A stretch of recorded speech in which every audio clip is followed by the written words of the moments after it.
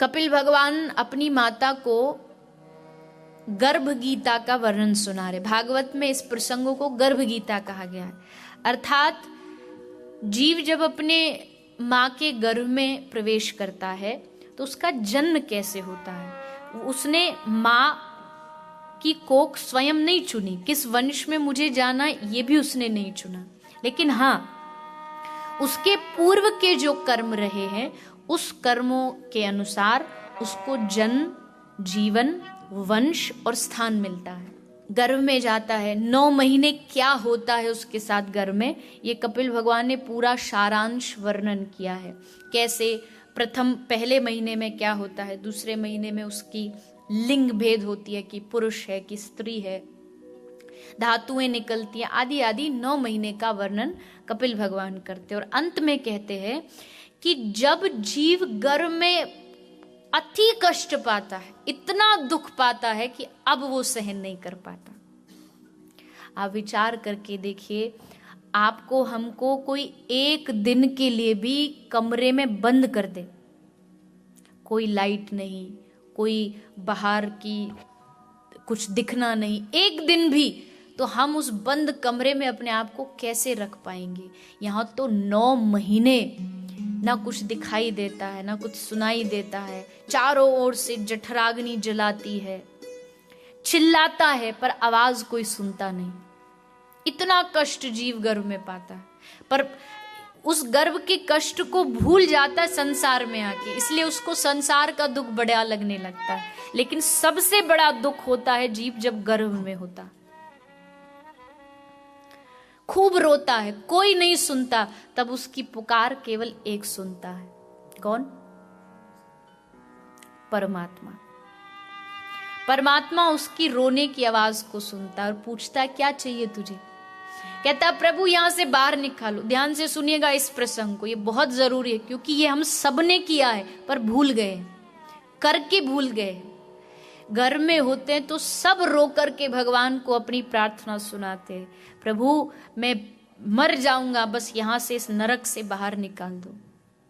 भगवान पूछते क्या करेगा बाहर जाके, क्या करेगा? अरे प्रभु आपका भजन करूंगा। भगवान कहते पक्का? बोले हाँ, मैं पूरा जीवन लगा दूंगा आपके भजन में, कुछ भजन के अलावा मुझे करना ही नहीं, आप बस एक बार मौका तो बाहर तो निकालो। भगवान कहते वादा? जीव वादा करता है और वादा करके फिर भगवान कृपा करते, फिर 9वें महीने में वो बाहर आता है। और एक सिनेमा की पंक्ति है कि जो वादा किया है निभाना पड़ेगा, पर कितना निभाते हैं? जन्म हुआ, बालक थोड़ा सा खेल, पहले तो बचपन उसका खेल कूद में निकल जाता है, फिर और बड़ा होता है तो उसको पढ़ाई के लिए स्कूल भेज दिया जाता है, स्कूल में पढ़ाई लिखाई करता है। आजकल की एजुकेशन सिस्टम भी ऐसी हो गई कि बस इन्फॉर्मेशन सिखाते जाओ, बस यही उनके लिए एजुकेशन है। बस सीखता गया रटी रटाई किताबों की चीज को, साइंस क्या कहती है, मैथ्स क्या कहता है, हिस्ट्री क्या कहती है, ये सब तो जान लिया, लेकिन मैं कौन हूं, कहां से आया हूं और कहां जाना है, अपने आप को नहीं जान पाया। पढ़ा लिखा, अब थोड़ा सा बड़ा हुआ तो किसी ने पूछा बेटा तू जीवन में सुखी तो है? तो कहता है कि नहीं अभी कहाँ सुखी, अभी तो मैं बस पास हो जाऊं, मेरा 12th पास हो जाए तब सुखी होऊंगा। 12th हो गया, फिर पूछा अब सुखी है? बोले नहीं अभी कहाँ, अभी तो कोई अच्छे कॉलेज में, कोई यूनिवर्सिटी में एडमिशन मिल जाए तब सुखी होऊंगा। वो भी हो गया, अब सुखी है? बोला नहीं अभी कहाँ, अभी तो कोई अच्छी जॉब मिल जाए तब सुखी होऊंगा। जॉब भी मिल गई, अब सुखी है? बोला कहाँ महाराज, जॉब तो मिल गई पर जॉब से थके हारे घर आते हैं, कोई घर आए तो प्यार से कोई पूछे कि जी चाय पियोगे, कॉफी पियोगे, ऐसी कोई बढ़िया सी सुंदर सी चंद्रमुखी और मिल जाए। और कल मैंने बताया था ना, मांगी थी चंद्रमुखी और मिल गई। कल जो आए थे उनको पता होगा, मांगी चंद्रमुखी और मिली ज्वालामुखी। पूछा अब सुखी है तू? बोला ना, अभी कहाँ महाराज, बड़े जिंदगी में चिंताएं हैं, अब क्या चाहिए? बोले बस बालक हो जाए, बेटा बेटी हो जाए, फिर सुखी होऊंगा। बेटा बेटी भी हो गए, अब सुखी? बोले नहीं, इनका फ्यूचर बन जाए, इनका भविष्य बन जाए, तब सुखी होऊंगा। बच्चों का फ्यूचर बन गया, बच्चे पढ़ लिख गए, अपने पैरों पे खड़े हो गए, अब सुखी हो? बोले नहीं नहीं महाराज, अभी इनका ब्याह हो जाए, शादी हो जाए। वो भी हो गया, अब सुखी हो? बोले नहीं, अब तो बस महाराज पोता पोती हो जाए, तब सुखी होऊंगा। वो भी हो गया, लेकिन उसका सुखी होना जीवन के अंतिम स्टेज पर भी पहुंच गया, और तब भी जाकर के ज्योतिषियों को हाथ दिखा रहा, महाराज मेरे जीवन में सुख कब आएगा? बताइए, इस जन्म में सुख आएगा? कभी नहीं आएगा। अब तो इसको अगले जन्म में ही ट्राई करना पड़ेगा। और उस जन्म में भी यही प्रोसेस है, उस जन्म में भी प्रोसेस बदलने वाला नहीं, यही प्रोसेस चलने वाला है। सोचते हैं अब वैराग होगा, अब भगवान में मन लगेगा, अब इन सब से छूट जाएंगे, लेकिन फिर वहीं फंसते हैं, फिर वहीं लग जाते हैं। क्या करें? तो फिर जानते हैं हम, क्या फिर दुनिया छोड़ के भाग जाएं, संसार छोड़ के चले जाएं? नहीं नहीं, संसार छोड़ने की तो कोई बात ही नहीं है। संसार बाहर से नहीं, संसार दिल से छोड़ा जाता है। बाहर से तो संसार छोड़ के चले जाओ हिमालय की गुफा में, लेकिन आजकल तो हिमालय की गुफाओं में भी शांति नहीं, वहां भी 5 स्टार खुल गए। बताइए, एकांत रहा कहाँ आज के समय में? कौन सी जगह एकांत है? आप कहीं किसी जंगल में चले जाओ, आपको सारी सुविधा मिल जाएंगी, सारे होटल्स अच्छे मिल जाएंगे। तो एकांत कहीं नहीं है, एकांत हमारे भीतर है।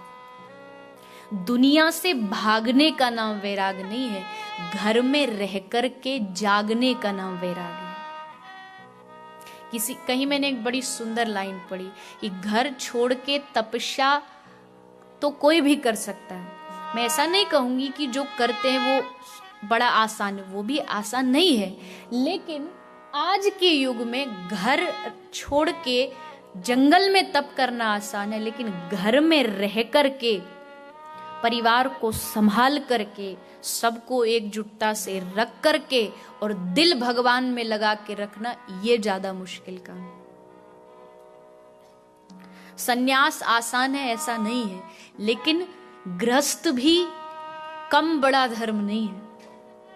इस गृहस्थ में रह कर के भी भगवान, सन्यासी को तो ये है कि चलो बाल बच्चे नहीं है, छोड़ो, किसी से कोई मतलब नहीं। गृहस्थी को परिवार रहते हुए उनकी चिंता छोड़ करके भगवान से जुड़ना है, ये कितना मुश्किल काम। तो आप जो कर रहे हैं ये कोई आसान काम नहीं कि घर परिवार में है और साथ में भजन कर रहे हैं। बस थोड़ा सा अपनी भगवान से प्रेम की मात्रा थोड़ी बढ़ा दीजिए। प्रेम जितना संसार से करते हैं उतना ही भगवान से उतना प्रेम हो जाए कि जैसे हम अपने परिवार के लिए सब कार्य करते हैं। आप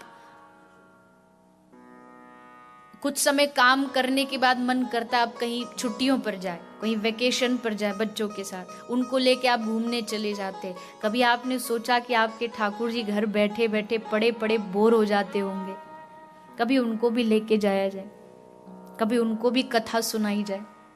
आपने शायद देखा हो भारत में आजकल कथा सुन सुन के माताएं ये करने लगी हैं कि जब कथा में आती है ना तो अपने गोपाल जी को अपने साथ लाती है कि हम भी सुनेंगे कथा और हमारे गोपाल जी भी बैठे बैठे वहां कथा सुनेंगे। अब आपके घर में बच्चा हो कोई 9-10 महीने का, तो उसको क्या ताला लगा के आ जाते हो, या तो उसको कहीं रख कर के आते हैं, किसी को संभाल के सौंप के आते हैं, या फिर साथ लेके आते हैं।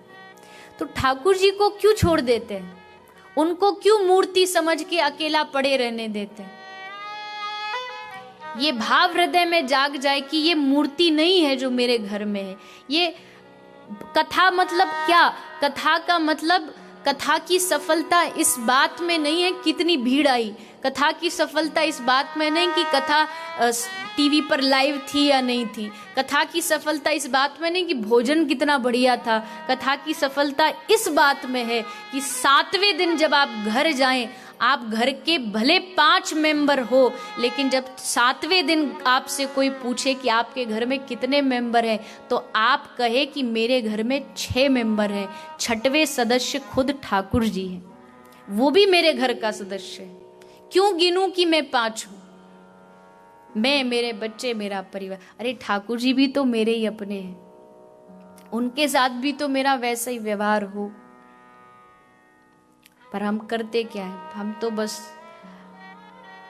भगवान को,